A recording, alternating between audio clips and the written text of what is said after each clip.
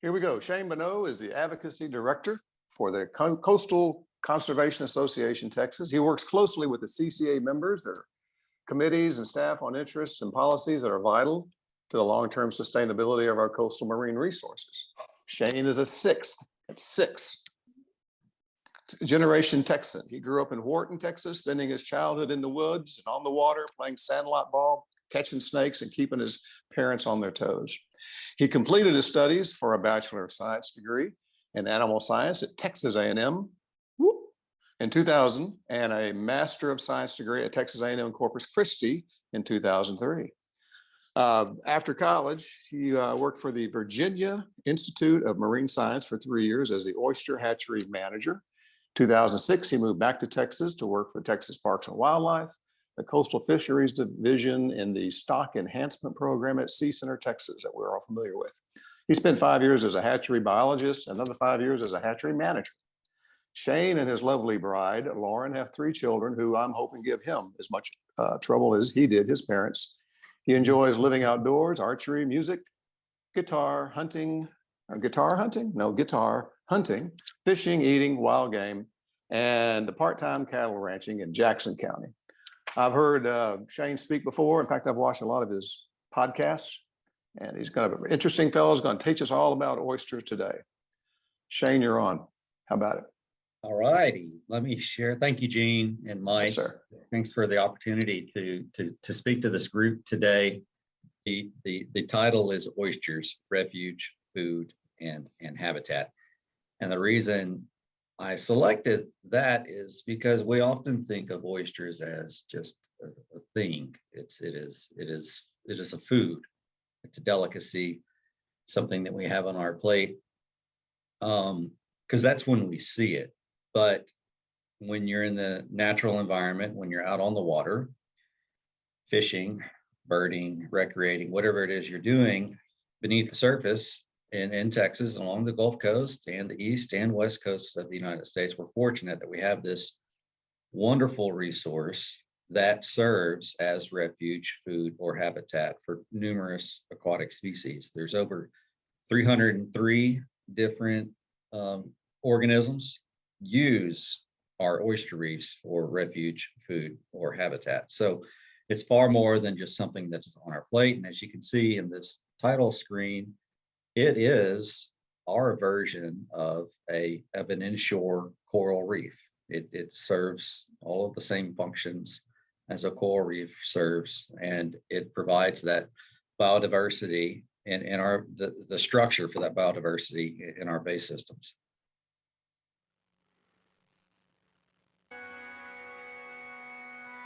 Are we in danger of loving oysters to death? History teaches us that the resilience of the oyster has limitations, and we must be bold in our efforts to conserve and restore reefs. Texas is the last stronghold of a public reef oyster fishery, but continued dredging of oyster reefs is compromising the future of the fishery and the health of our bays. Oyster reefs are a critical component of the natural landscape. They are refuge, they are food, and they are habitat. There are ways to ensure a vibrant oyster fishery while prioritizing the ecological value of oysters in the water. To learn more, visit ccatexas.org/oysters.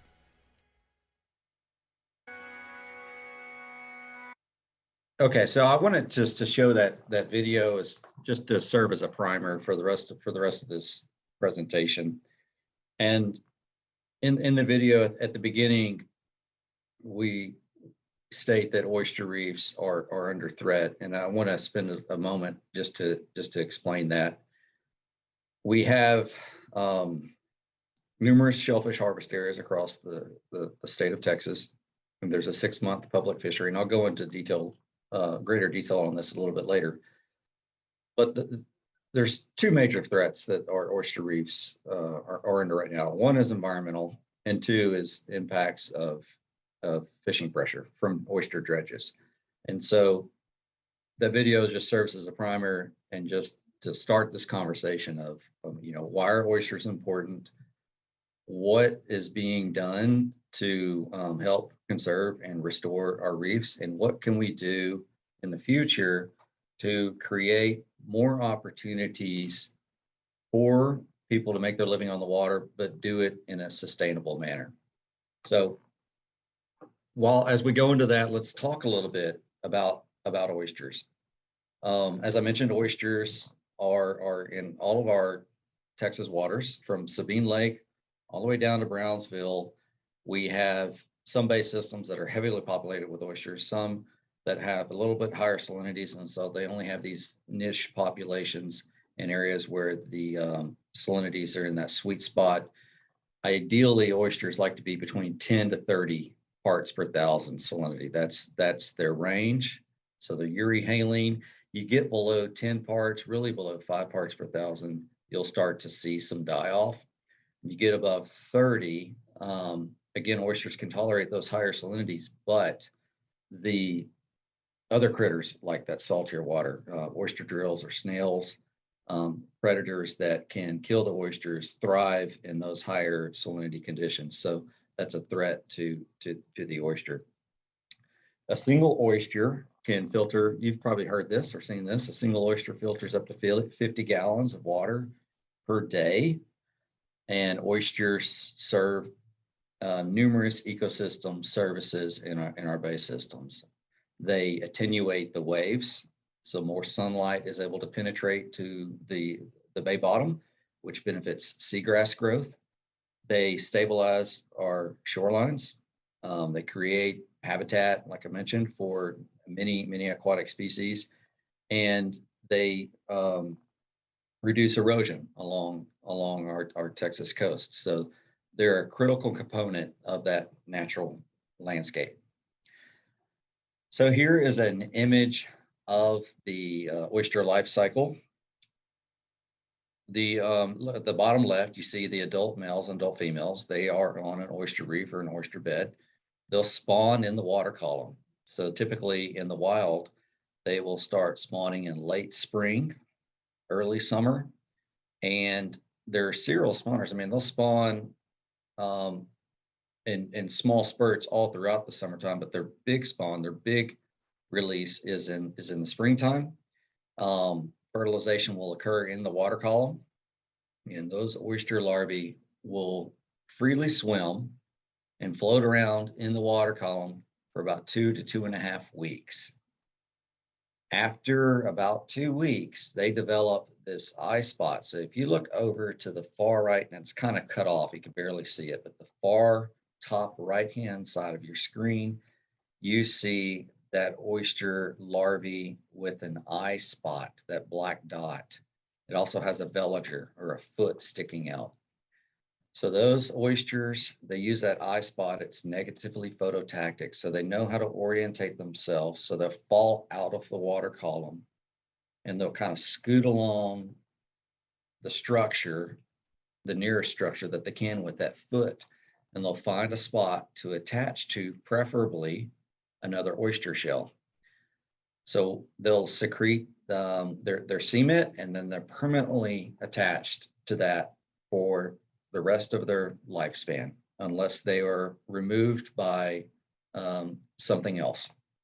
And so that's how reefs build, generations upon generations of oysters set on top of each other, and reefs expand horizontally, and they also expand vertically.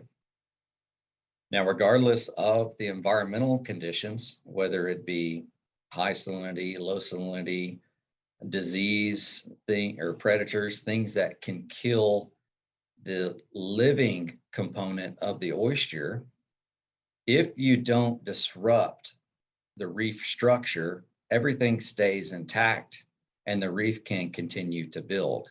It's only when you do something to degrade the reef to when you have that reef loss. And reef degradation can occur from human impacts, dredging. It can occur from extreme wind and surf conditions, like when we get a hurricane.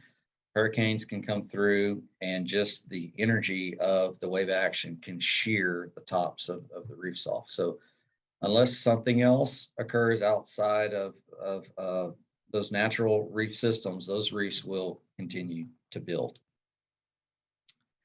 So here's an image of a reef in, I think this was Aransas Bay. This is a restored reef. So if you look at what all those oysters are settled on, that's actually a large rock or boulder. And so that was material that was used during a restoration project with the hopes that it would be unharvestable, like you wouldn't be able to run an oyster dredge over that structure and harvest the oysters. So that's some of the things that occurs with oyster restoration these days, is they deploy materials that are not harvestable by the commercial oyster fishery. And so you have a de facto protected oyster reef. And in this image, you see the oysters obviously attached to that structure. In the background is a sheepshead fish. And then on the oyster shells themselves, you'll see all of that other biodiversity and all those other critters that like to attach to the oyster shells in addition to the oyster spat.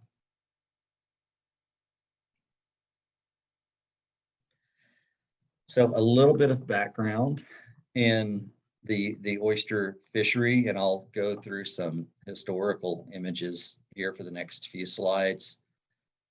So oyster reefs have, I mean, since we've been able to extract them from the water, we've done so. In the early days, it was all handpicked along the shorelines and along our reef systems that expanded across the bays.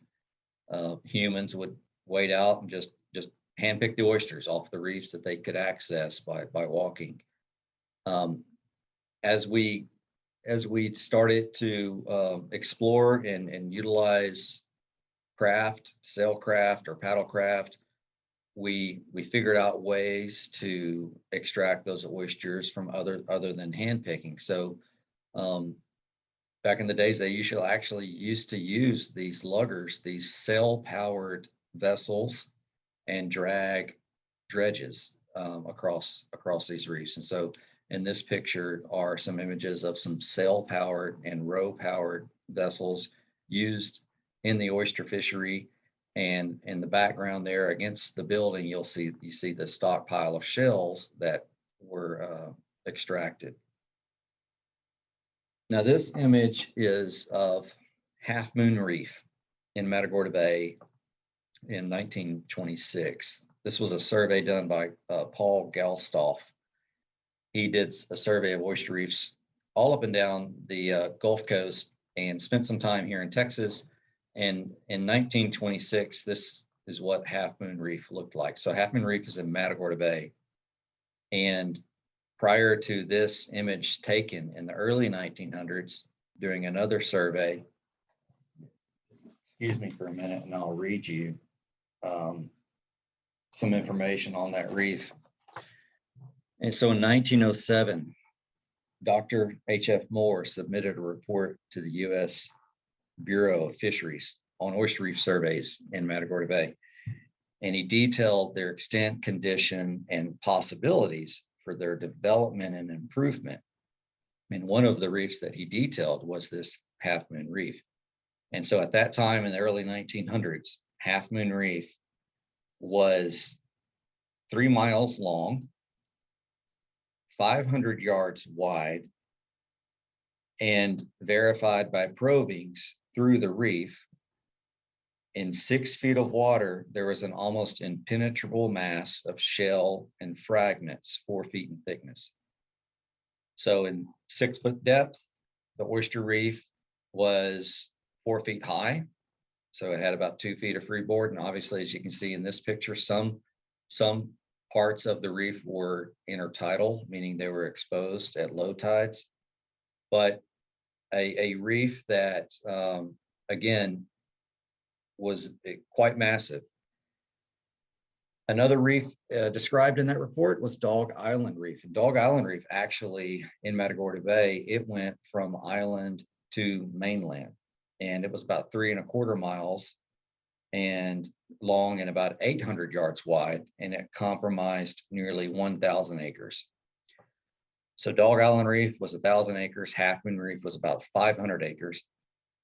Well, the Nature Conservancy in the early 2000s decided and to do a pretty bold restoration project for Half Moon Reef. Half Moon Reef was essentially a shell of its former self. There were no parts of it that were exposed. And most of it was, all that was remaining was shell hash, I mean, like small pieces of oyster shell. And they found very few living oysters along that reef. Some of the thoughts of what happened to Half Moon and Dog Island was that when the Colorado River was diverted, we lost some of those freshwater inflows into Matagorda Bay, and some of those oyster reefs died. And some of you may remember in the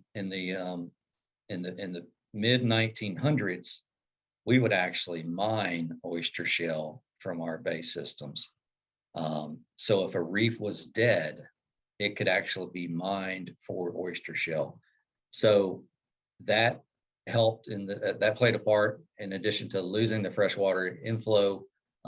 Half Moon Reef was likely mined, and then obviously once it was mined and it's been commercially fished, and then it got low enough, and the thought was that a lot of shrimping occurred in that area, and the shrimp trawls further spread out the shell. And so there was basically nothing left. So Nature Conservancy spent $5 million to restore 54 acres of what was a 500 acre reef. So that's a little bit on Half Moon Reef. Here's Panther Reef in San Antonio Bay. Again, it was a pretty massive reef system. And this reef is actually still exposed at low tides, not nearly to the extent you see in this picture, but we have not seen quite the degradation in this reef system, which is in San Antonio Bay, as we've seen in the ones in Matagorda Bay, and of course, Galveston Bay. And this last image is ldens Reef, Mesquite Bay. And we may spend some time later talking about Mesquite Bay. But Mesquite Bay system is kind of sandwiched in between the San Antonio and the Aransas Bay systems. And along Mesquite Bay through the island is a fish pass. Cedar Bayou is a pass from the Gulf to the Bay system. So this area is kind of insulated from some of those freshwater influxes that might kill oysters on a reef. So this one used to have very vibrant reef systems. And the reef systems in this bay there's 5 networks of reefs, and almost all of them extended from the island to the mainland. So like from San Jose Island up to where the Aransas Wildlife Refuge is now. Here's just an image of tongers fishing in Karankawa Bay. This image was from the 40s. And again, these oystermen are hand tonging oysters out of Karankawa Bay, and I just put this in there just to look at their little barge that they're on and notice the size of the oysters that they're harvesting. You'd be hard pressed to find on public reefs that are open for fishing to find oysters of this size any longer. Here's an image from a shucking house, and again, you'll notice in this one and in the next, just the size. This one's in Port O'Connor, the size of those oysters that were pulled out at that time. So a little bit about the fishery.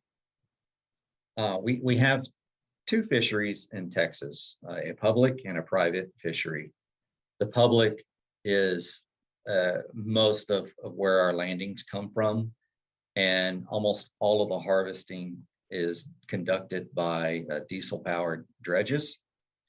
The public season is November through April, and in that season, Parks and Wildlife, Texas Parks and Wildlife, and Health and Human Services can open and close a harvest area independently. So it's a season that's managed by 2 governmental agencies. Parks and Wildlife will open and close areas based upon abundance and percent of market size oysters. Health and Human Services will close an area if the oysters just aren't safe to eat. If we've had a lot of fresh water and a lot of runoff and bacterial counts are higher, they'll shut a system down so that people don't get sick. So it's supposed to be a 6-month season. And we have 34-ish harvest areas that will be open and closed depending upon those metrics by those agencies that I mentioned.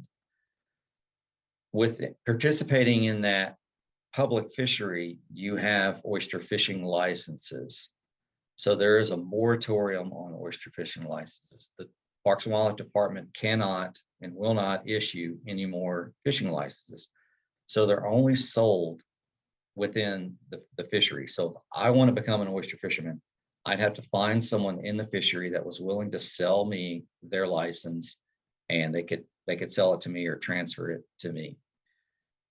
Out of that 546 licenses last season, I think 486 were reporting landings, which is a significant increase in active licenses from years past.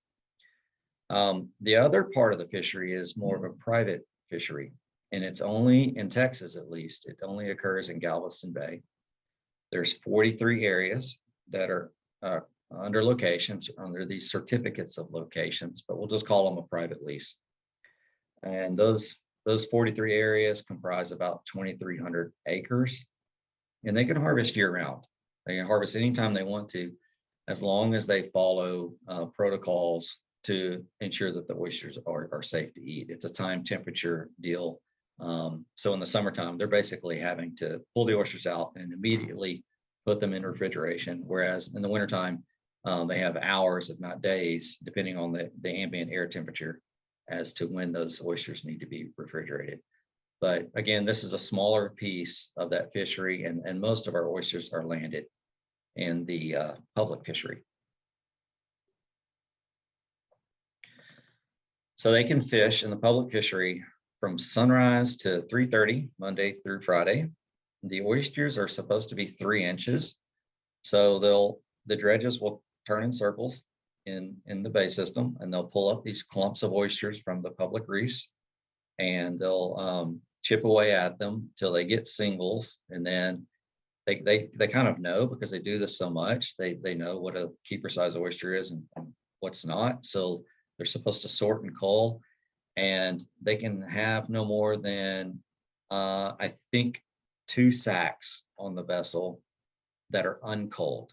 So as they're working, as they're dredging, they're culling oysters, and the small ones go overboard. They put them back in the bay, and obviously the keeper size, they'll sack up, and they can keep 30 sacks per day. That's the sack limit per vessel per day right now. Now within that sack, they cannot have more than 5% smaller than 3 inches or dead shell or both. So the point of that is to get marketable size oysters to the dealers and leave all of the shell and all of the undersized oysters in the bay system so that they're there to recruit more oyster spat. Each boat can only deploy 1 dredge at a time, and it can be 4 feet, no larger than 4 feet. And then, I mean, it's a valuable fishery. The value fluctuates from year to year. It's been as high as 50 million. A couple years ago, it was 30 million. This last year, 2021, 2022, that season was extremely short. And so those values are going to be dramatically lower than that 30 million mark. So a couple of did you knows, little facts, and I've already mentioned this earlier in the presentation, but you know, we have to get past thinking of oysters as again just a food. It is a valuable commodity. It is a valuable thing that we want to be able to provide to consumers, but in the bays or in the water, there's so much more than that. And you know, this is just an image of an oyster reef. this actually isn't in Texas. This is I think in Georgia, but and they have a little bit greater tides on that coast than we do. But again, it shows you what oyster reefs up on the shoreline can do to protect that shoreline from erosion. And there is a lot of value in leaving those oysters in the water. And so they serve as a seed source for other reefs in that area. Again, they serve as habitat. They provide fishing opportunities. They stem the flow of water across bay systems, going back to Mesquite Bay, those 5 chains that used to go from shoreline to shoreline. I mean, that would slow the flow of water from San Antonio Bay across to Aransas and vice versa. Now, since those oysters are below the water surface, far below the water surface, you have much greater erosion occurring along those shorelines because the water just moves unimpeded. So that's a little bit of how it started. And here's an image of Mesquite Bay and how it's going. These images just show you the nature of the fishery today. You've seen the industry sort of transition from deeper draft vessels that were used in large bay systems like Galveston Bay to smaller drafting vessels and fishing more of these smaller secondary or minor bay systems. And so a number of oystermen that are new to the fishery or have been in the fishery, they've started to use that type of boat you see in the middle here. Just a shallow drafting skiff with a single outboard motor.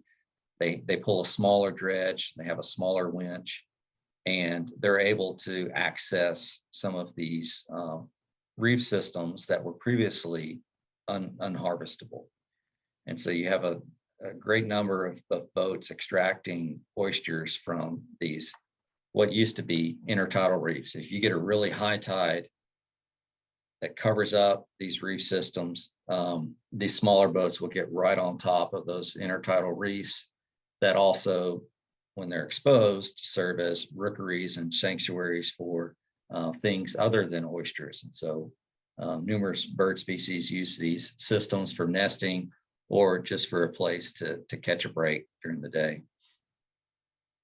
And here's an image of hand picking oysters from a shoreline, from a bird rookery in the Mesquite Bay area. This is not legal now. In fact, all oysters 300 feet from every shoreline are not supposed to be harvested. That area is supposed to be protected, but still the oysters are very valuable, and there's not enough enforcement out there to ensure everybody is being a fair player. And so you have these sorts of activities occurring, especially as the season progresses and oysters on the submerged reefs become harder and harder to obtain. Some oystermen will resort to these sorts of measures to get their sacks. And here's just a video of, again, in Mesquite Bay, between two reef systems. So you'll see the boats kind of cluttered on one of those reef systems in this image. And this just does a really good job of showing the difference in the water clarity and the disruption that's occurring on the reef, and just all the sediment that's being turned up from that fishing activity.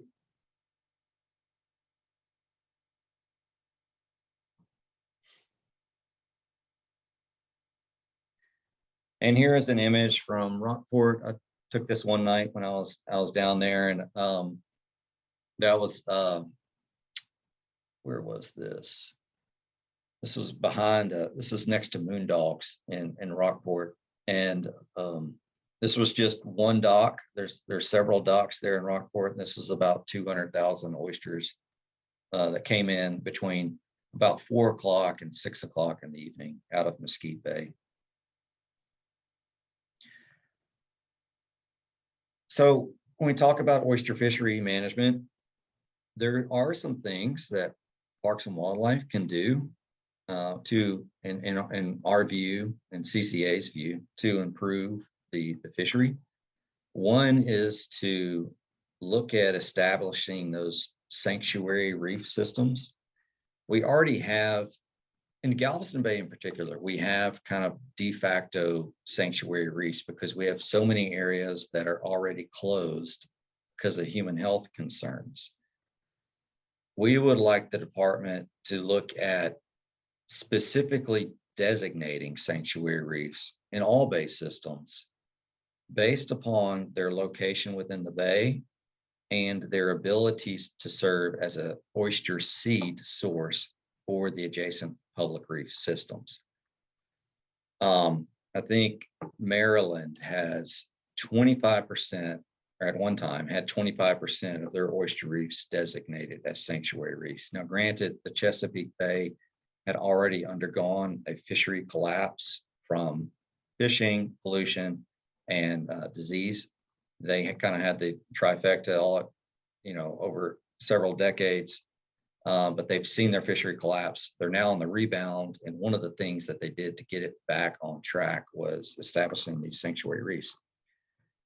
We think the department should consider expanding that bay bottom lease program. So this is an on-bottom lease or certificate of location, and do this both for the nonprofit world.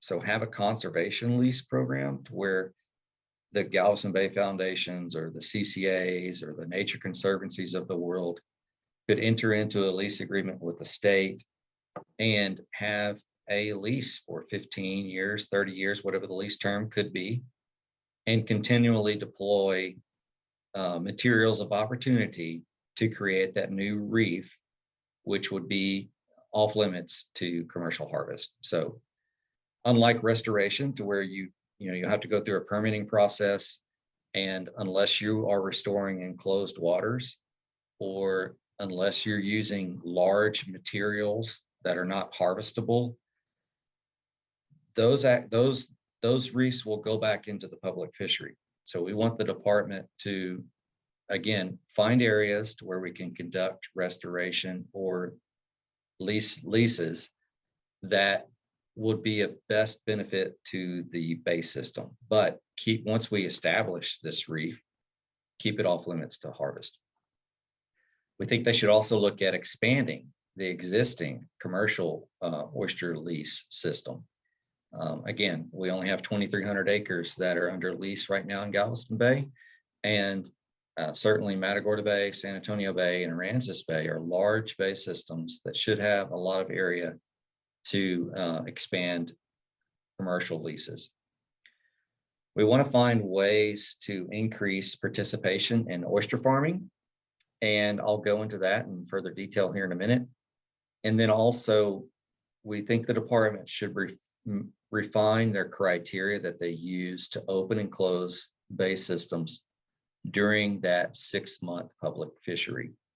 And specifically, we think they should find a way to incorporate the reef height or the vertical relief off the bottom in having an area open to harvest or closed to harvest. Because right now they're just using catch rates from their samples, and they pull a small dredge, and they're using percent keeper size.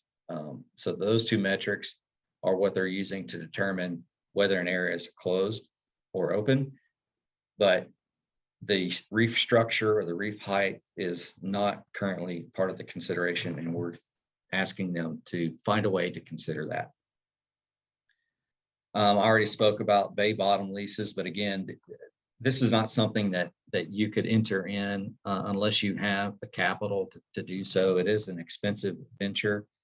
So not all oyster fishermen, not all participants would be able to do such a thing unless we were able to create a program that somehow provided the financial resources for them to do as such. But there certainly are several players in the oyster industry now that could expand their lease programs, which would create additional opportunities for other fishermen to perhaps work for them outside of that 6-month oyster season. And they'll use, again, materials of opportunity. Here's some river rock that's being sprayed out into the bay, but the old oyster shell is the best. River rock, crushed concrete. I've seen some projects use porcelain. I mean, any hard structure works, but the oysters prefer another oyster shell if possible.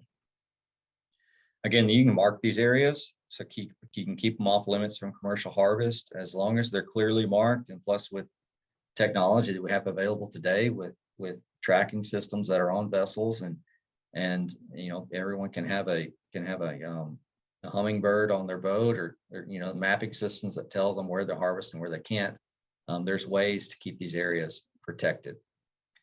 So I'm going to spend the next few minutes talking about oyster farming, and then we can open it up to questions. But I do have a little bit of background in this area, but really and truly, I think a superior product for the market comes from a farmed product. It is no different than the oysters pulled off of the bay, except I think the difference is the presentation. The taste could be slightly different if I like oysters grown up in the water column rather than on the bay bottom. I think it's a cleaner oyster. Certainly, it's a cleaner presentation. And again, even when you shuck the oyster, some of the times you don't have a lot of the, sometimes you'll see small crabs in the oysters or on the shell, or certainly some of those polychaete worms. When you shuck an oyster, you'll see that inside of it. In farmed oysters, when they're off bottom, you don't see that as often. So here's kind of the process of oyster farming or oyster mariculture. You spawn your brood stock indoors. Again, fertilization occurs in the water column. And so for 2 weeks, you are growing that oyster larvae in tanks. After that 2.5-week time period, you can do two things. You can set that oyster seed on large material, like another oyster shell, and you'll end up getting dozens of oyster spat on that one shell. Well, you can take that shell and you can then deploy it onto the bottom. I've seen these shells deployed tied to ropes, and stretches of ropes that are several hundred yards long, and every 2 or 3 feet is one of these oyster shells with the remotely set oyster spat on it. So by the time those oysters grow, they outgrow that large shell that they were on, and you end up with a clump, a huge cluster of a dozen or more oysters. And that huge cluster is then taken, and then much like the guys that are dredging from the bay bottom, it's oysters are chipped away, and you end up with a bunch of large singles. The more refined way to do this is to set that oyster larvae, oyster seed on microculture. And once that oyster is set on that microculture, which is just basically oyster shell that's ground up real fine, like grains of sand. Once it sets on that, it eventually outgrows the thing that it's set on. So you end up with a single, and you end up with, millions of singles. You will send these through a nursery system. They first start off in these and downwellers where the water flows down on top of them, and then you can transition them to upwellers where the water flows up through them. And many oyster farms are now using or have been using floating upweller systems. So this is like a barge sitting in the water, and each one of these tanks has hundreds of thousands of oysters in it, and the water is slowly, passively flowing through them. And then every day or every other day, at least, these containers are pulled up and cleaned, and then Every now and then the oysters are culled according to their size. And eventually, when they get about a 1/2 inch to 3/4 inch, you can send them off to be grown off the bottom. And so you take an oyster through a nursery system that looks like those ones in that hand on the left, and then you end up eventually with a half shell product like you see there on the right. So here's some hatchery pictures. These are images of algae being grown, microalgae being grown within the hatchery to feed the broodstock, to feed the oyster larvae, and the oyster seed that has been set on that culch. And here's a lot of oyster seed that is about to be sorted. So you have to constantly grade your oyster seed according to size. And you don't want to, it's just more efficient. The quicker you can get that oyster setting on a larger screen, the better. That's more water you're able to pass through it, the more it's able to feed, and then the less you're having to clean that system. And here is a flupsy or a floating upweller system. Again, this is the nursery phase. So back here on the right-hand picture, at the top of the screen in the middle, there's actually a motor and a paddle wheel. And that paddle wheel is pushing water out of this central trough. And the only way water gets in that central trough is through these containers, which have a screen on the bottom of them and a pipe at the top that's connecting the container to the trough. So water has to flow up through the container, past the oysters that are sitting on that screen, and then it goes out the trough and then out into wherever that flupsy or that floating upweller system is located. And the image on your left shows you some oysters that are just about ready to be deployed out into the bay, where they can be grown in numerous different types of grow out systems. This is a rack and bag system, obviously not the Texas coast, but these rebar racks can sit 8 to 12 inches off the bay bottom. And these are just homemade bags containing all the oyster seed, and you can see the oysters inside of those bags there. This image is of what's referred to as the Australian longline method. And again, each one of these containers has oysters in them. The unique thing about this one is that you see the ropes connecting all of these cages, and then these clips on the poles. You can actually raise and lower those cages according to the water levels in the bay system. So if you have a storm coming in, you want to sink those cages as low as possible.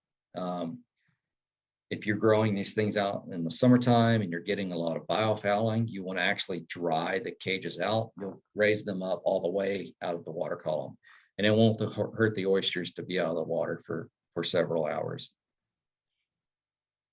And here's what you end up with, just a finer looking half shell product, highly marketable.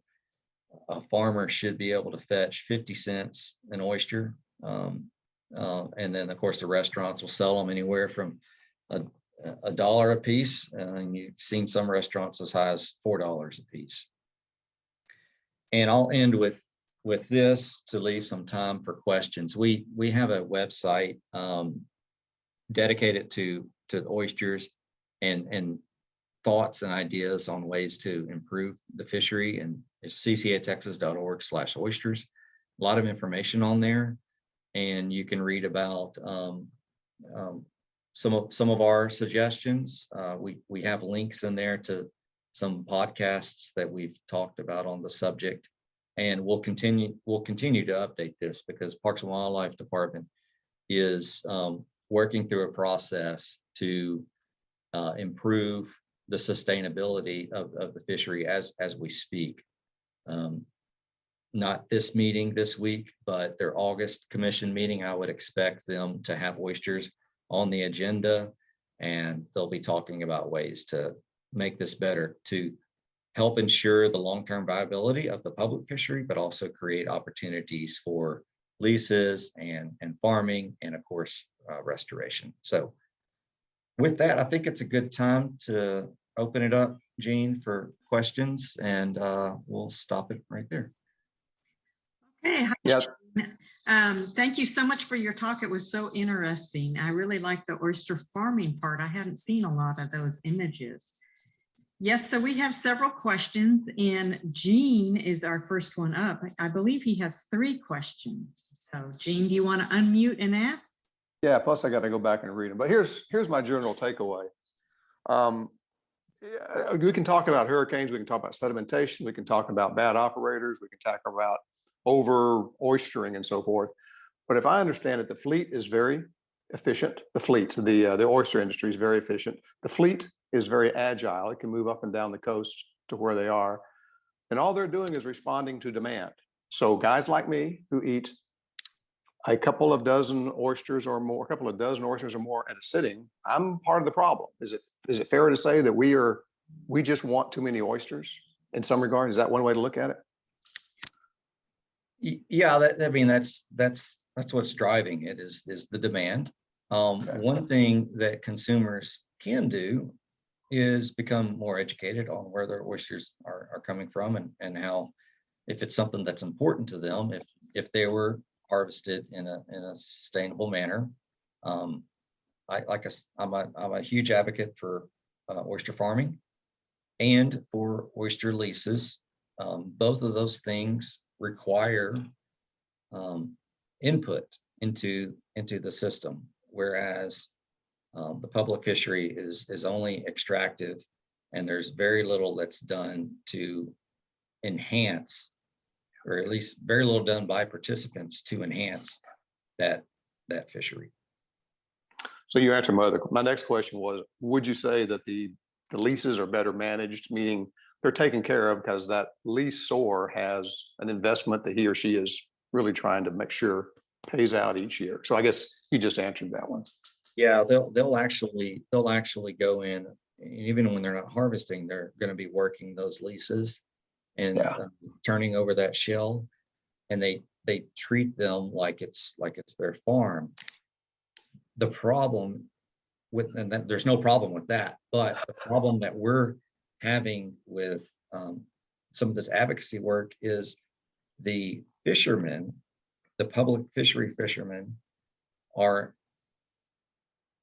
have been told, and they believe that they are doing the same thing with the public reefs. And again, like I started the talk with, a reef is entirely different than an oyster bed or an oyster lease. But the guys that are working the reefs during the public fishery think they're helping the fishery by dredging the reefs, and it's a tough one to get across to people, and telling them that something that they're doing is not helping the bay, when they believe and they've been told that what they're doing is in fact helping the bay. I got one more thought, and then I'll let it go.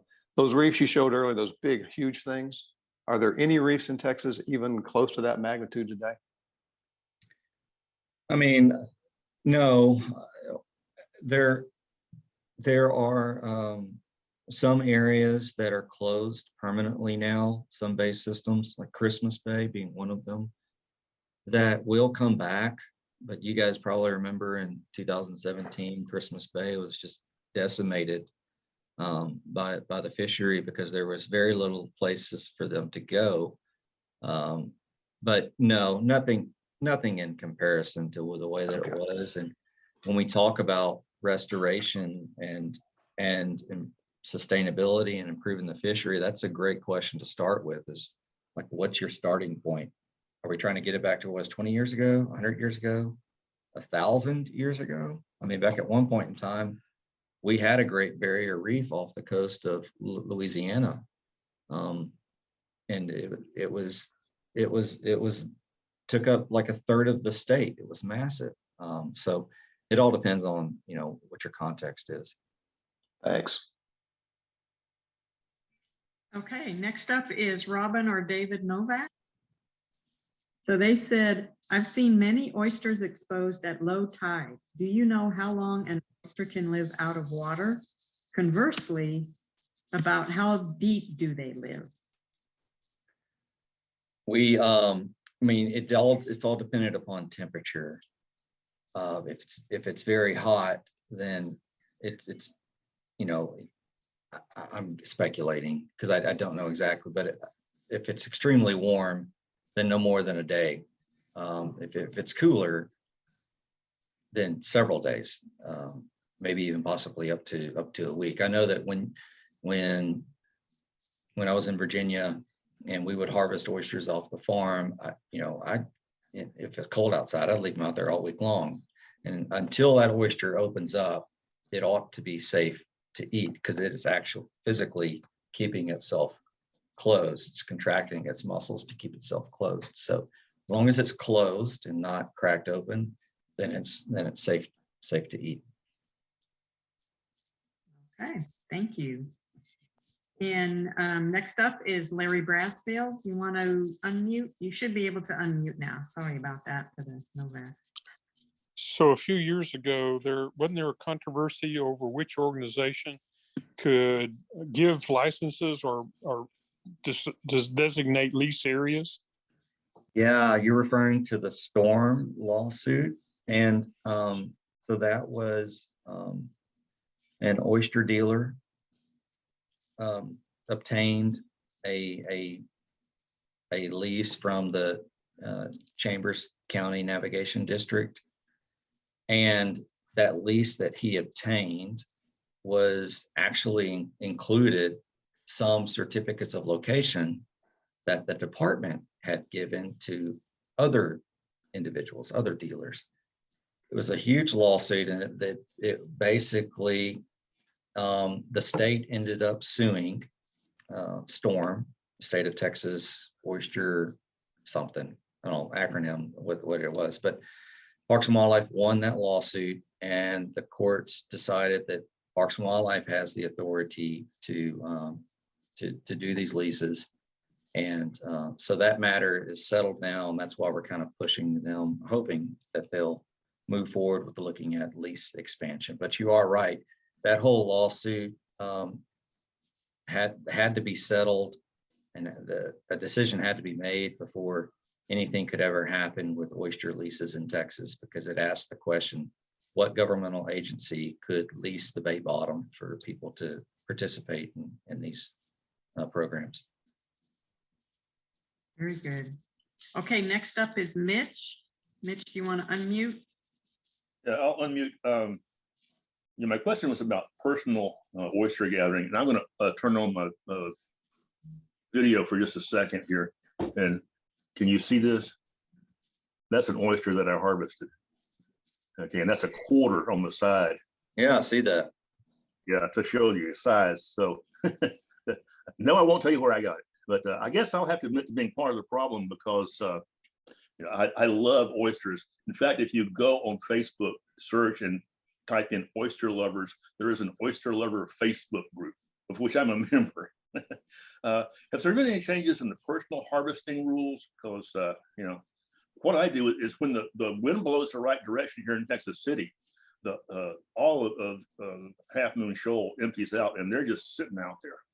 So yeah, and I'm not familiar enough with that specific reef. I mean, you may be in a situation to where that reef is in an area that's not available for the public fishery to extract oysters from. But the most recent rules were passed in 2017, and they created that shoreline buffer that I mentioned earlier, that 300-foot buffer from shorelines. It closed some small bay systems to harvest: Christmas Bay, Karankawa Bay, Powderhorn Lake, St. Charles Bay, South Bay. Those are permanently closed to harvest.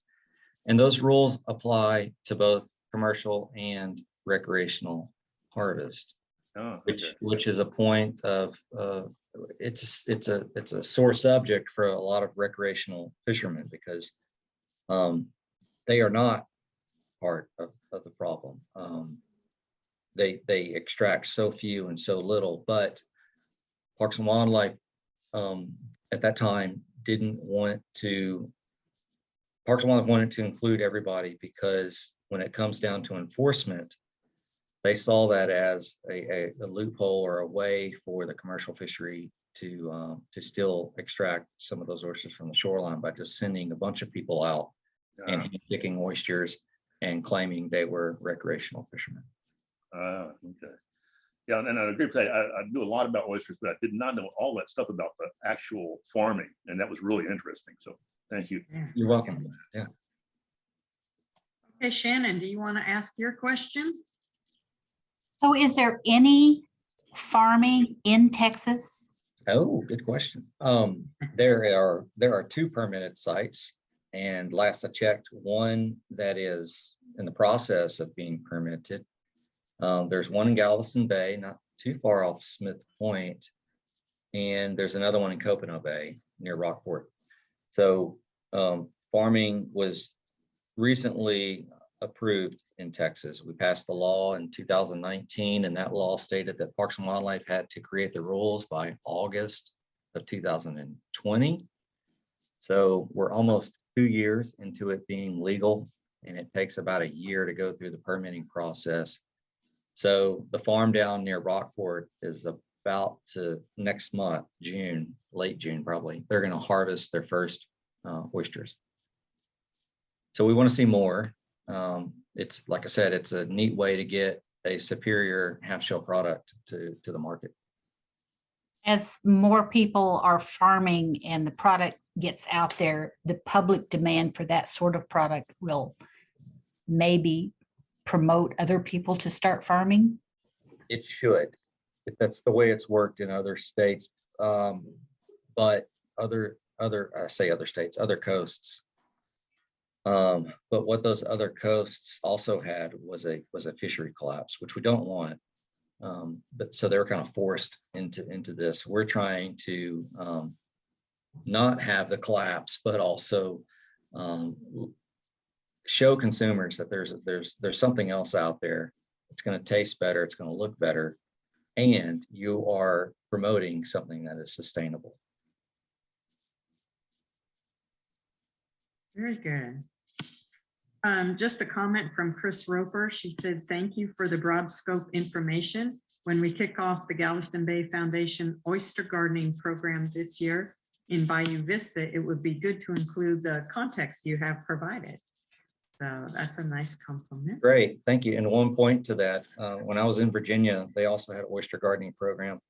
And instead of just hanging, instead of hanging their shell and their structure off of their docks or their piers, we would use the hatchery system to provide the seed, the oyster seed, on their shells. So we would give them a reef, basically, give them the spat on the shell, and then they would grow that out off their docks, and then they'd always have oysters to eat. So I'm hoping we could see something like that here in Texas someday. That would be fun. Okay, Mike Pettit, you're up next. Yeah, there was a recent press release regarding the Texas Coastal Exchange 1,000-mile living shoreline project. The thrust of that program is, I think, mainly carbon offsets and carbon sequestration. But is this going to have anything to do with the fishery, with the oyster fishery? Or you could be working with those guys. And I realize this is just getting off the ground, but if you're working with those guys. Yeah, so we work well with Matagorda Bay Foundation and Mr. Blackburn, and he's a big picture guy and has this idea is a wonderful idea, and it's a way.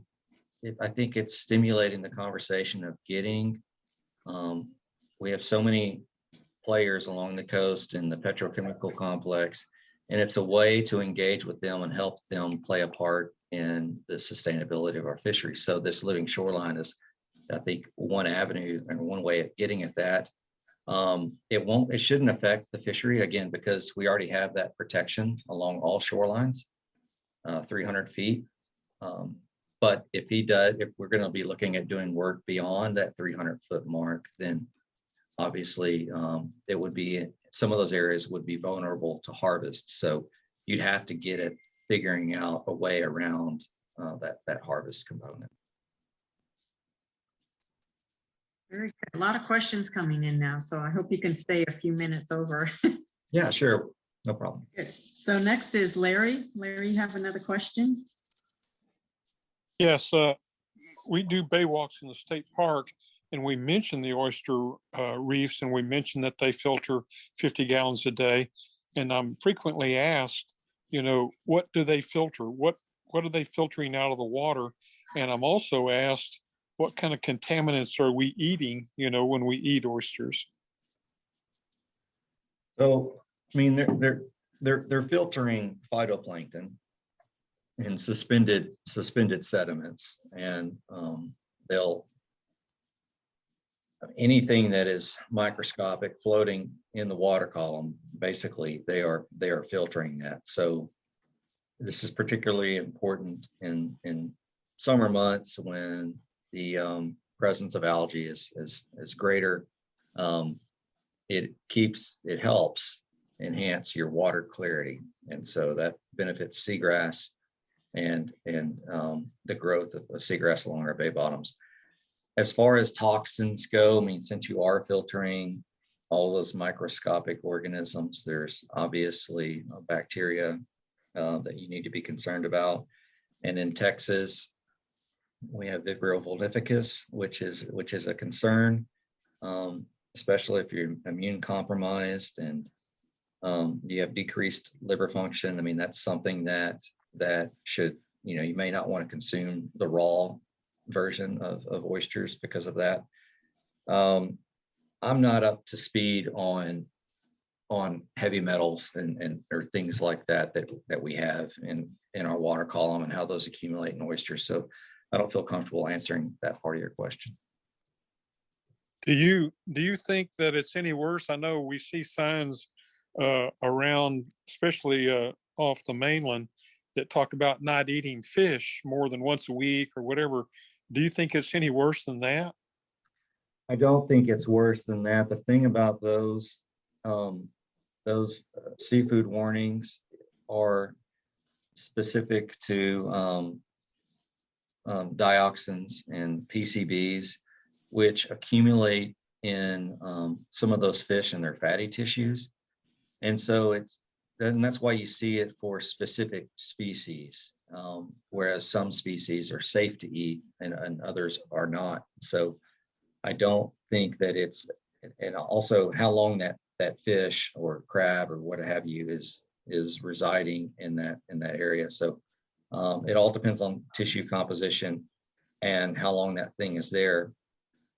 Most of our oysters that we harvest, 3 inches or greater, are about 1.5 years old.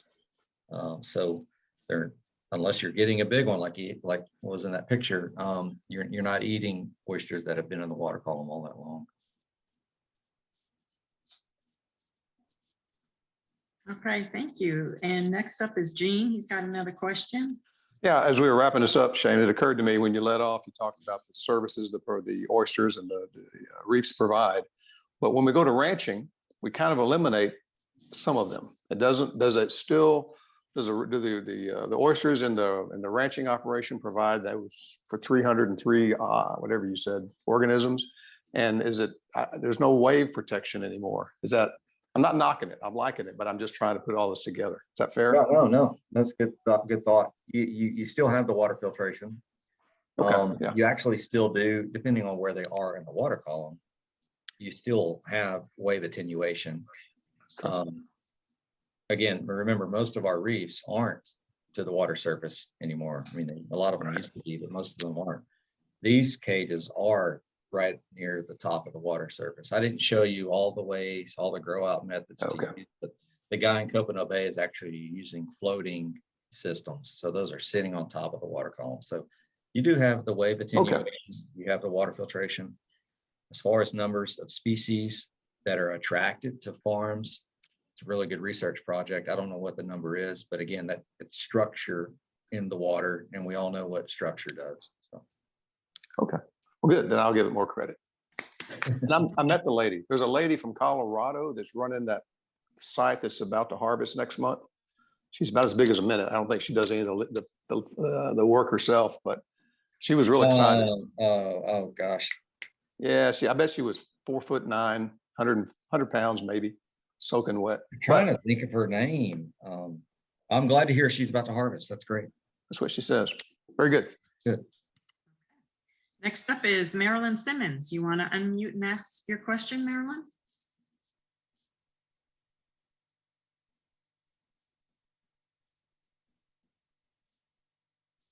Better read it.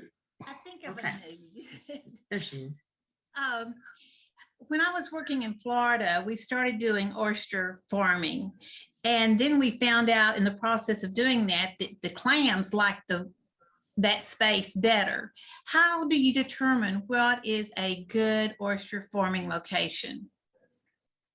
Well, Parks and Wildlife helps with that process, but generally speaking, I would look to areas where you already have an abundance of oysters on public grounds. Any bay system with a salinity between 10 to 30, consistent between 10 to 30 parts per thousand, and a hard bottom is all that you need. And again, when you find those conditions on the Texas coast, usually you'll find some oysters in the water. So I would look to where you already have oyster reefs, systems where you already have a lot of oyster reefs.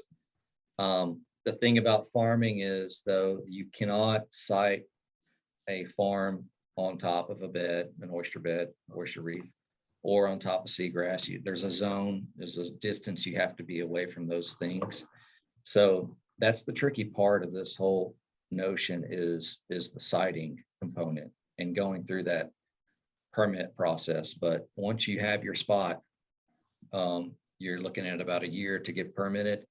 But through that process, Parks and Wildlife has a dedicated staff member to help you. So your first step is to call whatever bay system you want to do this in, is to call that local ecosystem leader. So for Galveston Bay, it'd be Christine Jensen, and talk to her and ask her about potential sites for oyster farming.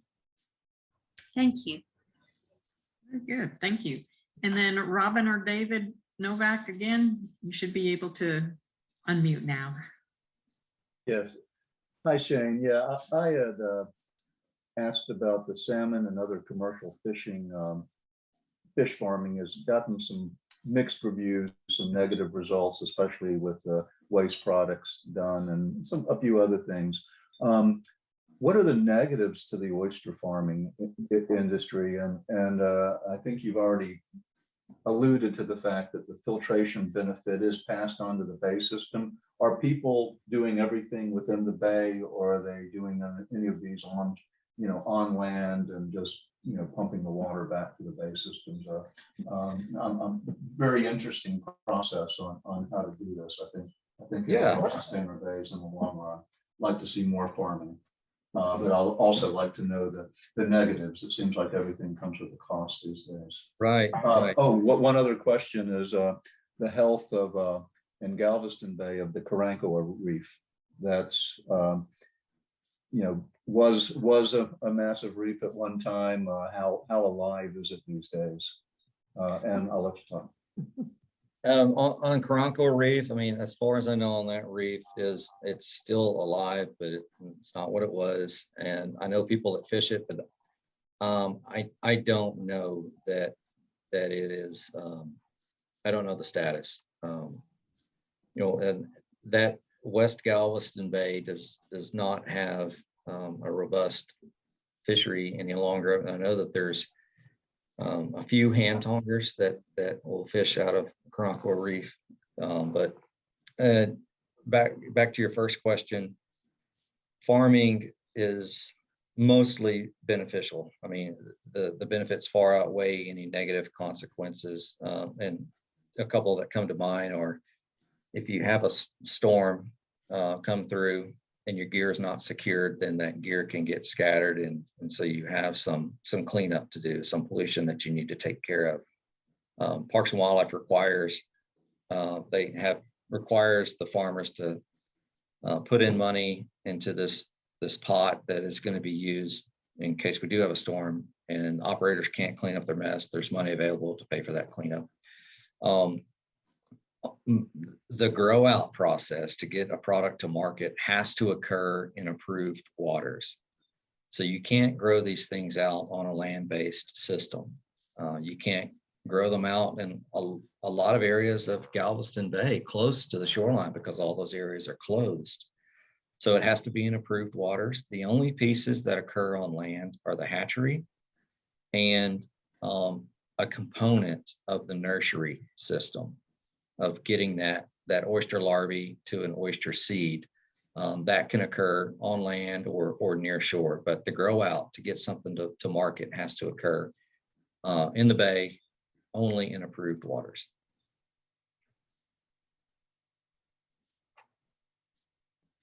Thank you. Okay, so I'm going to ask the next question for Doris. She says, how are other states doing in comparison to Texas, Louisiana, Alabama, etc.? With oyster farming specifically, they're blowing us out of the water. Alabama and Florida specifically really are. I mean, they established their programs far in advance of us, and Louisiana has some farming, but they have a massive lease program in their state. And again, we've seen it where operators of oyster leases take really good care of those leases, and they don't harvest everything that they're able to, and they're cultivating those leases. So it's just a different scenario. But we're getting there. We have farming in Allen, Texas. We're trying to ease those restrictions to entry and trying to find ways to attract more people into that venture. Cool. And we have two more questions, and then we're going to shut off the questions so we don't sit here all day. And the next one up is Verva. Thank you. This has really been great. I saw a movie not long ago all about the oyster farming on the East Coast and through Louisiana, and it was very informative. And I wondered at that time about Texas, but the health of the oysters. Everybody I know who eats raw oysters worries about hepatitis. Are farmed oysters any healthier? Is there any difference at all from that perspective, or are those inherent risks there no matter how they're grown? Yeah, those are inherent to the system, to the area where they're grown. And so you're gonna, if you have health concerns, then if you're not eating oysters now, then it's probably not a good idea to eat farmed oysters in the future. Great, that's what I needed to know. Thank you. Okay, and I think Mitch has another question. His is kind of the same. So Mitch, you want to ask yours? Well, I was just going to make a comment. I collect my own oysters, and sometimes I eat them raw. But even if I buy farmed oysters, if I'm going to eat them raw, I squeeze an entire lemon into a small stainless steel bowl, put the oysters in there, and put them in the freezer until they're not totally frozen, but just slushy. Vibrio and a lot of those other bacteria have a lower temperature limit, just like they have a higher temperature limit. And I once contracted Vibrio through a small cut in my leg, wade fishing, and it 2.5 weeks in the hospital, and it's no fun. So no matter if I'm going to eat raw oysters, I treat them like that to make them safer. That's a good plan, Mitch. I'm going to have to try that one out. Well, great. Patty, that wraps it up, right? Yes, it does. Thank you. Well, good. I want to tell you how much we appreciate your time today, Shane. I've worked with you a couple of times on things like this, and I've always been very entertained and learned a lot. And same thing with CCA. CCA has a long history of doing good work. And Bill Kenny, and I we go way back. I used to get to catch for him the redfish they tagged for the the star program, which was a lot of fun. But thank you for your time. Just so you know, we had 78 people, I believe, that were here watching. If you're keeping records, I think that's a testament to how many oyster lovers we have in our group, and into the what you bring to the table. So thanks for all that. I think I saw in the chat for the folks who were here, we get 1.25 hours of AT time, according to Ellen. And I think I'm going to turn it over to Ellen. But again, thanks, Shane. And one more thought: if y'all aren't members of CCA, think about it. I know I probably shouldn't be advocating for that, but I'm a member of most things that I can be, and one of them is CCA. Thanks, Shane. Thanks, Jane. Thank you all.